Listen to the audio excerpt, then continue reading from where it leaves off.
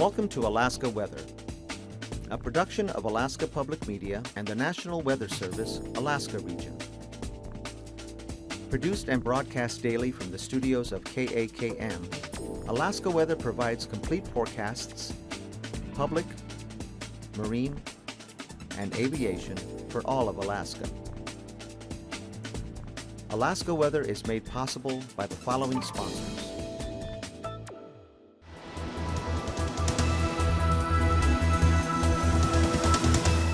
The National Weather Service. Good evening, I'm David Kramer here with your Alaska Weather. As always, please visit our website at arh.noaa.gov. You can get any updates to our forecast there, check out any watches, warnings, advisories that we have out for the state. You can also call our weather info line, 1-800-472-0391. Get any updates to the forecast through that means as well. And you can follow us on Facebook and on Twitter and on YouTube. So starting off for our show tonight, we'll look at our advisories that we have out for the state. We have just one, and that is out for the southeastern parts of the Brooks Range, primarily for places from Arctic Village and further to the east. That is a winter weather advisory for snow that is in effect now until 6 p.m. on Thursday. There's an expectation of an additional 3 to 8 inches, again primarily from Arctic Village to the east. So if you live in Arctic Village, winter is not over yet for you. Now looking at our fire weather danger, we do have a broad area out over the interior part of this state, extending up towards the Yukon Flats area, down into places south of Fairbanks, into the Copper River Basin, with particularly higher levels out there by Gulkana. Smaller area down in the south central, extending down to the interior parts of the Kenai Peninsula, up through the Anchorage area, and then into the Palmer area, up into the Matanuska Valley. That area extending down from the interior down into the southwestern part of the state, down through the middle Kuskokwim Valley, down into places near Bethel. And then we have some extreme fire weather danger up there by all the way around the Kotzebue Sound area into the Seward Peninsula.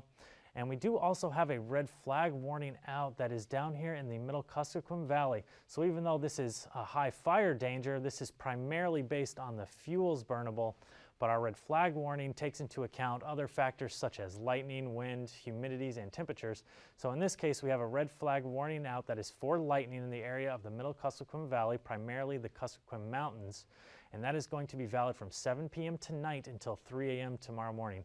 Again, that's a red flag warning for lightning in the middle Kuskokwim Valley for the better part of tonight, starting at 7 p.m. going through 3 a.m. As we take a look now at our satellite imagery, we can look down into the southern parts of the Gulf, even south of the Gulf right now. We have our low that is pushing up further to the north, bringing a lot of moisture and rain up to the southeastern part of the state, starting to see that rain spreading more to interior locations, starting to make its way into Canada, and then places more closer towards Yakutat as well. We can watch now in our interior locations, we have some upper level activity that is starting to kick off thunderstorms out through the interior part of the state. If you're in Tanana earlier this afternoon, you probably saw or heard some of those systems moving through, and expecting that activity to spread further to the east and down to the southwest two areas to the north and east of Bethel. As we watch this again, we can kind of watch some of those thunderstorms develop here. If you look for the brighter tops, those lighter whites there, that shows the higher cloud tops, which indicates where we would expect to see some of the thunderstorms in this more interior part near the Tanana area. As we watch this loop one more time, we can see another one of our low pressure systems out in the southern Bering Sea that's bringing a lot of rain and moisture to areas throughout the central Aleutian Islands, into the eastern Aleutians, and up into the Alaska Peninsula. So we can see with that low, we do have some lighter rain showers out through parts of the Bering Sea, with some of the heavier rain for the central Aleutians and on the Pacific side of the Alaska Peninsula. Some lighter showers there also by the Kodiak area, and then with our next low coming up towards the Gulf of Alaska, already bringing in rain ahead of that system along the coastline, extending up there through the Yakutat area. But our main low that's causing the most impactful weather here is in the interior part of the state, where we are seeing some of those thunderstorms already kicking off, and that's expanding further to the east. We are seeing some showers out there now, but expecting some of that to be potential thunderstorm activity. And then even though right now we have no activity for parts of the south central down into the southwestern part of the state, increased shower activity and eventually the potential for some thunderstorm activity out to the southwest as we move later into the late afternoon and evening hours. Further to the north, however, it's still cold enough north of the Brooks Range to see snow, so some very light snow and flurries all along the Arctic coastline. Moving into the evening and nighttime hours, continuing to see the very light snow, but starting to develop some fog along the Arctic coastline as well. That's going to transition back over to rain as we get through the Yukon Flats area, and we are going to see the continued potential for thunderstorms out as far east as Eagle, through the southern interior, down through the Alaska Range, and eventually down into the southwestern part of the state. Again, with the highest impact there in the middle Kuskokwim Valley. As we look out over the Copper River Basin, especially eastern locations and along the Alaska Range, potential for some isolated thunderstorms out there as well.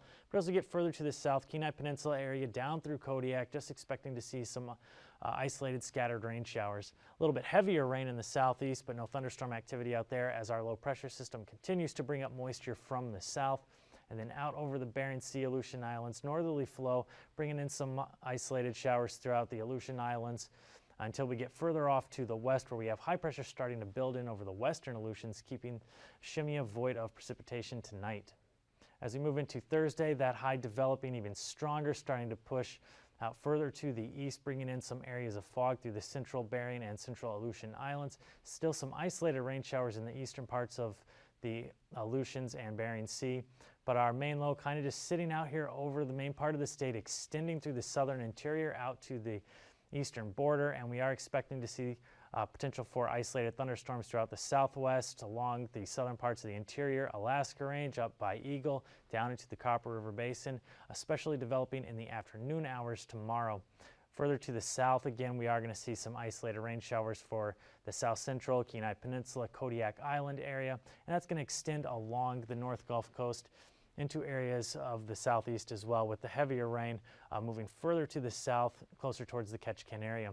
Out over the main part of the interior here, pushing up towards the north, eastern parts there, we are going to see some rain mixing with snow. Again, a heavier snowfall east of Arctic Village and then into the Brooks Range. Colder along the Arctic coastline, going to see some flurries, light snow, and some fog. And some areas of fog out to the west, extending down from the Point Hope area down towards St. Lawrence Island. Finally, on Friday, high pressure moving into that area, going to knock out some of the fog there, but we are still going to see some light snow and flurries along the Arctic coastline, becoming warmer as we get towards the Yukon Flats, a mix of rain and snow there. But the potential for thunderstorms in the afternoon hours on Friday is going to continue for areas from Eagle down through the southern interior, through the Alaska Range, eastern parts of the Copper River Basin, and down into the southwestern part of the state, into areas around Bristol Bay area, especially along the mountains there. High pressure also pushing down into areas of the Bering Sea, keeping a lot of the precipitation off to the east, with a new system coming in from the west, bringing in more rain for the western Aleutian Islands. And along the Arctic, or the North Gulf Coast, we are going to see some continued showers until we get to the Panhandle, where we're going to see some heavier rain with the southerly flow there. Taking a look now at our temperatures as of 2 p.m. this afternoon, lower to mid 50s for the southeastern part of the state. A little bit warmer there as we get closer towards Skagway, 57 degrees, Yakutat 55 degrees, and the lower to mid 60s throughout much of the south central. Colder as we get further to the south, Kodiak only up to 49 degrees 2 p.m. And then a little bit warmer there for the interior locations in the Copper River Basin, Gilcana up to 69 degrees as of 2 p.m. Into the interior part of the state, getting up to around 70 degrees for many of the southern locations in the interior, but quite a big drop off as we get further to the north. Bettles at 44 degrees this afternoon, 32 through the pass, 36 for Arctic Village. Quite a big gap there from Arctic Village down to Fort Yukon, 63 degrees this afternoon at Fort Yukon. And up along the Arctic coastline, staying right around freezing, a little bit colder off to the east, Kaktovik, 30 degrees this afternoon. And then as we get closer towards Kotzebue area, getting back up into the 50s there, a little bit colder with the northerly flow as we move off towards the west. But as we drop down into the Norton Sound area, into the upper 50s to mid 60s, colder out towards Gamble, 37 degrees this afternoon. And down in the southwest part of the state, pretty big difference again, water, or areas around the water in the mid 40s, and then onto the upper 60s as we get closer towards Bethel and Antioch, then right around 60 degrees to the Bristol Bay area, right around 50 degrees as we get down into the Alaska Peninsula, and mid to upper 40s as we get into the Aleutian Islands, with St. Paul being a little bit warmer there this afternoon, 51 degrees. For lows tonight, dropping down to the lower 40s throughout the Aleutian Islands, Pribilof Islands, down around the mid 40s to right around 50 for the Bristol Bay area. YK Delta areas in the mid 40s as we get closer towards the Norton Sound, getting into the mid 30s there. And then mid 30s primarily around the Kotzebue Sound area, and mid 20s as we move into the Arctic coastline. Dropping us down, we gain temperature rapidly as we get past the Brooks Range, only into the mid 40s for the interior and right around 50 degrees for the south central.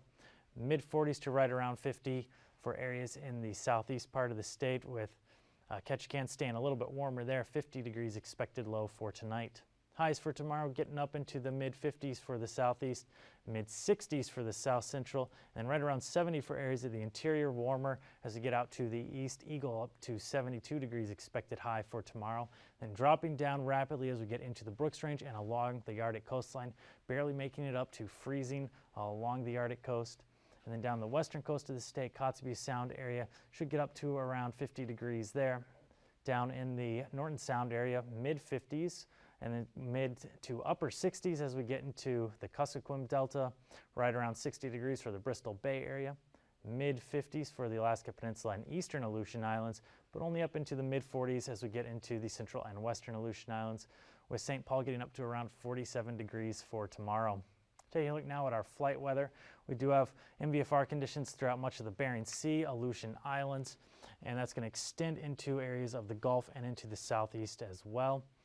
Much of the mainland part of the state should stay pretty VFR, but as we get to the Arctic coastline with that fog expecting for tomorrow, we are going to see some IFR conditions up there. That will last into the evening hours.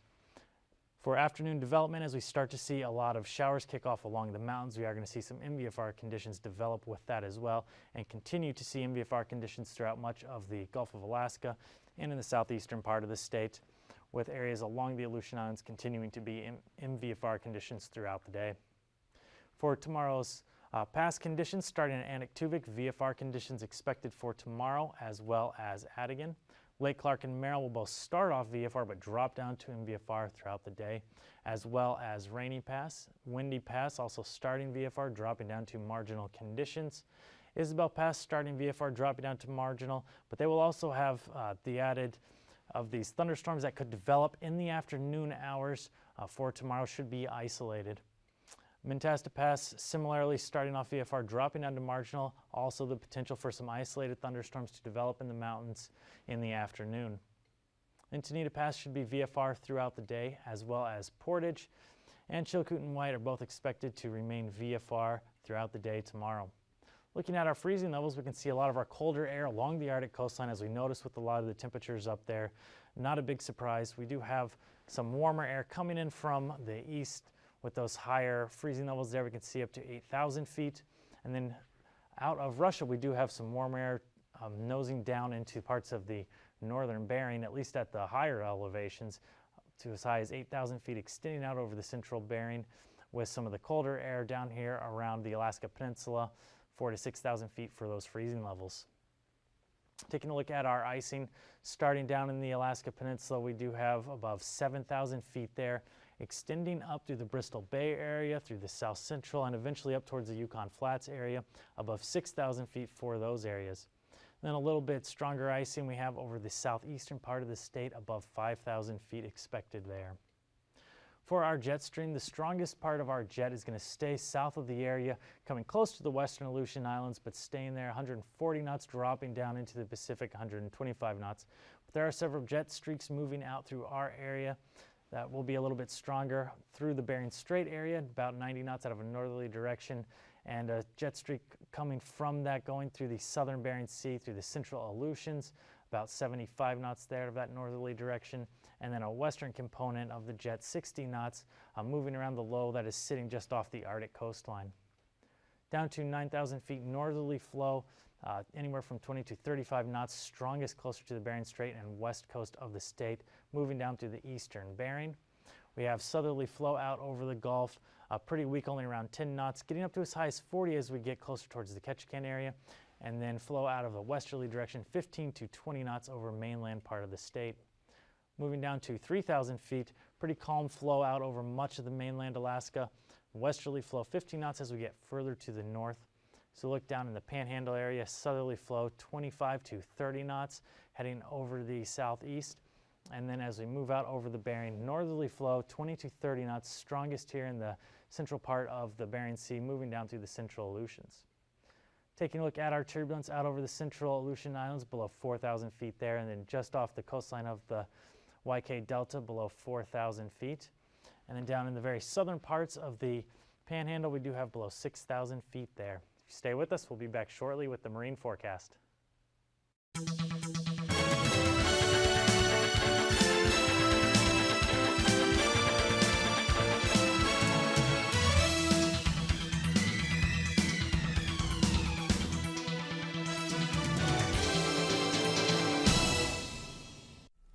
Hello everyone and welcome to Alaska Weather Facts. I'm Jim Peranto. Today in the studio I have the pleasure of talking to Jeff Oshinsky, who's the meteorologist in charge at the Alaska Aviation Weather Unit, and he's going to talk to us about the vital products and services that the Aviation Weather Unit provides to not only Alaska, but the rest of the world. Welcome, Jeff. Well, welcome. I'm glad to be here, Jim. Thank you very much for allowing me to come in. Yeah. Let's start off first where the Aviation Weather Unit is located at, because I think that's important, and how it's configured. Okay, that sounds good. Well, we're located in the National Weather Service Forecast Office building over in Anchorage, and we are a 24-hour, 7-day-a-week operation, and we have a staff of 12 employees total, and we run 2 forecast desks. And we basically split the state of Alaska up into 2 regions, south of the Alaska Range, which is the south desk, and then up to the north is our northern forecast desk. So that's kind of how we're configured. Okay, and what types of text products are you producing out of the unit? Okay, we have a variety of text products that we issue, probably the most important of which would probably be our SIGMET, which is our official aviation warning. We issue that for severe turbulence, icing, low-level wind shear, volcanic ash, and a number of other aviation hazards. Okay, and then you also do some graphical products as well, don't you? Yes, we do put out a suite of graphic products. There are several that we issue during the course of the day. Every 6 hours we issue 4 particular graphics charts that cover surface weather, turbulence, icing, and IFR and MVFR areas. And we also twice a day issue significant weather progs for 24, 36, and 48 hours out in the future. And later on in the segment, I'll give out the website because it has a lot of the graphical products that you were just describing, and we'll get the information out to the folks at home. What kinds of things do the aviation forecasters look at when they're preparing a forecast? I know that there's distinct zones that the Aviation Weather Unit looks at when they're putting out an area forecast. So what kinds of things are they looking at? Well, that's a good question. We have 25 zones in the state, and we try to break them up into climatological regions. You know, the state of Alaska is so diverse with all the varied topography and weather going on that we try to make each of the zones similar in that the same types of weather are occurring. However, because the state is so large, we do run into some difficulties with trying to differentiate between one zone and another. So to help us do that, we look at satellite imagery, pilot reports, weather observations at the surface, and meteorological model data off our computer systems. It's a daunting task, isn't it? Yes, it is. Yes, it is. And we try to keep the product brief, but on the other hand, we're trying to put as much information, give as much information to the pilot as we can, so we're always trying to balance that. Now, aside from the duties and responsibilities you were just mentioning, I understand that the Aviation Weather Unit also functions on an international scale as well. Right. We have a second kind of hat that we wear. We're a Volcanic Ash Advisory Center, and it's an international office. So it's kind of interesting. There are 9 of these centers in the world. Anchorage is one of those, and we actually cover a much broader area. We cover the whole flight information region for Alaska, which goes all the way up to the North Pole and down to the Canadian border, out toward eastern Russia, and we actually pick up a good piece of Far East Russia as well that we have responsibility for. Wow, that's huge. Yes. And just why is it so important to get volcanic ash information to the pilots? I know some of the folks out there already know that, but just to reiterate, why is this such an important piece to get out to the pilots? Well, it's very, very critical. First of all, volcanic ash is a very abrasive material. It has certain characteristics that just don't lend themselves to match up well with aircraft. It's being abrasive, it can abrade windshields. For jet aircraft that have engines that operate at high temperatures, it can actually turn that ash into glass material and clog intakes. It can actually flame out engines as well, and we've had instances of that even up here in Alaska in the past. So because of past experiences, we've really come into this new science of understanding volcanic ash and really the impacts that it has on aviation. And didn't the KLM jet, wasn't that one of the big episodes that we've had? Right, that was the big one back in '89, when that KLM jet actually lost all 4 of its engines and descended through, I believe it was 11,000 feet or so. They were able to restart the engines, but the aircraft was damaged beyond belief. Actually, I think it was $80 million worth of damage it suffered. And as a result of that, a lot of work was put into really studying volcanic ash and ways to be able to track the ash as it moves from the source region across the airspace. Now, you've been in this position for just a short period of time, right? Right, oh yeah. So how is it going? I mean, Good. I like it. I like it a lot. I've always liked aviation. I've worked up here in Alaska in the past, several years ago at the Air Traffic Control Center. And Alaska is just a very unique place, and aviation, the aviation users out there are just a real good group of people. We get a lot of feedback, and I feel in this position we can work with our customers to really improve our services and products that we issue, and that's the way we operate. We really like the feedback and like to kind of move forward from where we are. So. And people can give feedback to you by calling up the Aviation Weather Unit. Absolutely. Or they can email you directly. Right, yeah. And I also invite the folks out there to check out their website, because it's got a lot of good information on there. I use a lot of the information when preparing the Alaska Weather Show every day. So I invite the folks out there to check out your website, because it's got a lot of really good information. Right, that's great. And thank you for coming on in today, Jeff. Well, I really appreciate the information. It's always nice to see you. I see you all the time at the forecast That's office. Right. But maybe we'll get you in some time down the road again. Sounds good. Thanks a lot, Jim.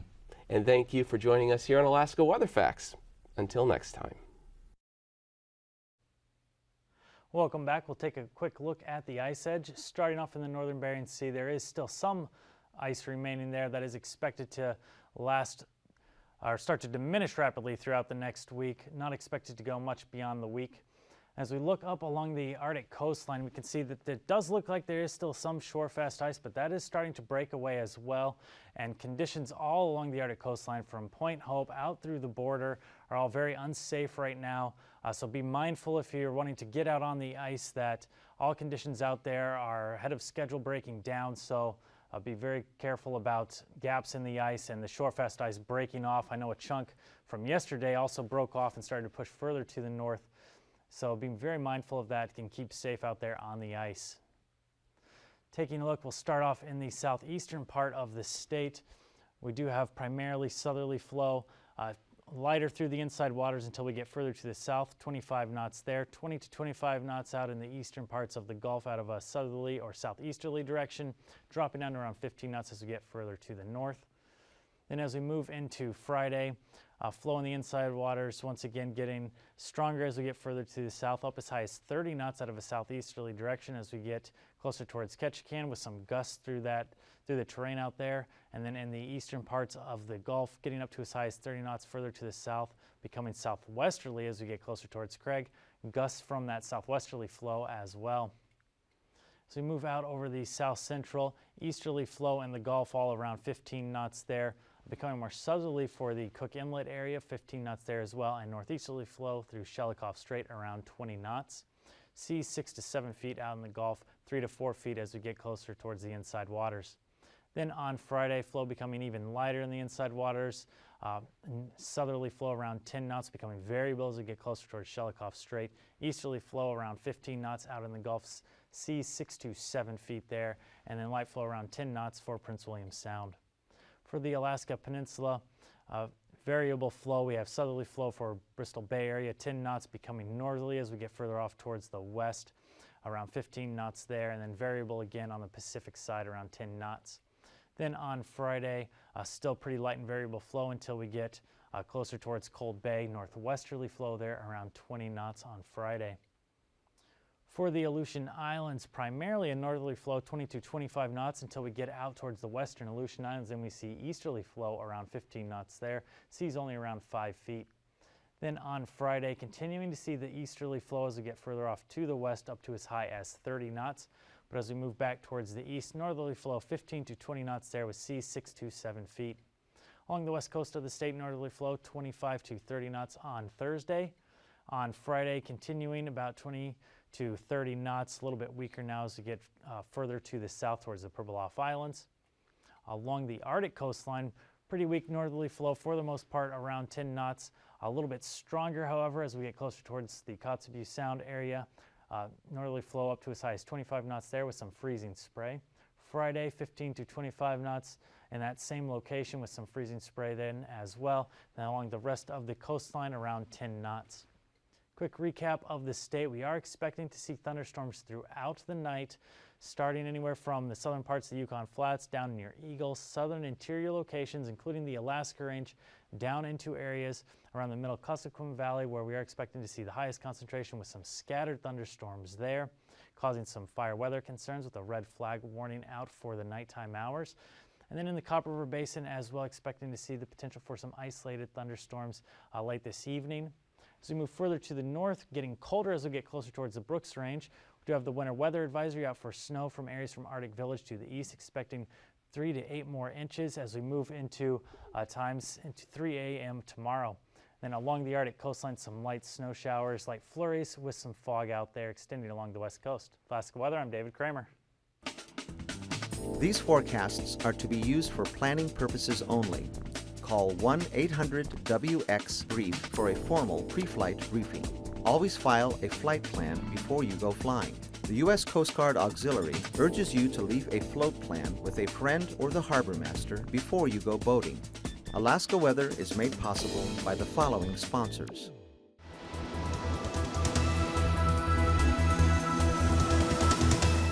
The National Weather Service.